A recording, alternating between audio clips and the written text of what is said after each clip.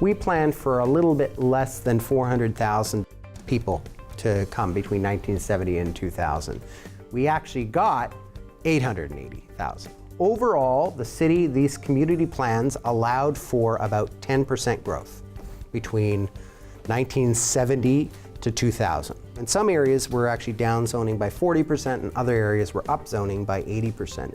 So this is sort of, I call this kind of death by 1,000 cuts, right? This is what we're doing all across the city, is rezoning things so that we can downzone and we get fewer units. So obviously, if this area can only build 89 units versus 337 units, then it can absorb less growth. I'm arguing that you can direct growth to the boulevards in exchange, essentially, for stronger protections within the neighborhoods that are in behind those. This is the superstructure of the city.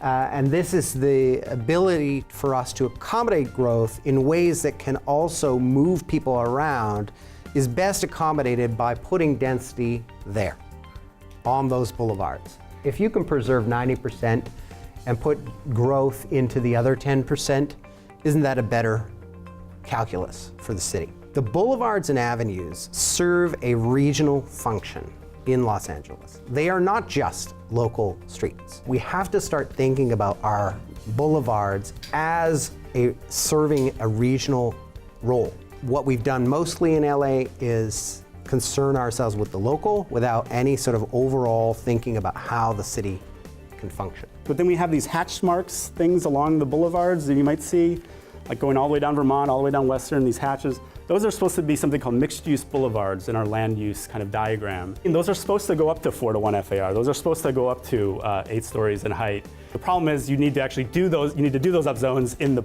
community plans. So that actually just has not happened. I don't think we've done a great job of sort of implementing this idea. There's multiple reasons, but number one, we're planners. We don't kind of like these one-size-fit-all. We like to look at what's going on in this section of the corridor, this section of the corridor, that section of the corridor, different heights, of course, different neighbors, different concerns, some historic issues. People often also say that the most affordable housing in terms of like construction costs are not these podium buildings on the boulevards. These actually carry a fairly high construction cost. We need to actually go into our single-family neighborhoods or our low-density residential areas and just moderately uptick them a little bit. But that's actually affordable. That's like, and it's for families, and it's like more livable, and it's like the construction costs way down. You don't have to build elevators and all this kind of stuff. I think we are looking at the density bonus program as being the place to make these kind of reforms. We want to really build on that and expand that. These boulevards are underperforming. They really do need to be redeveloped. We drive around. I mean, it's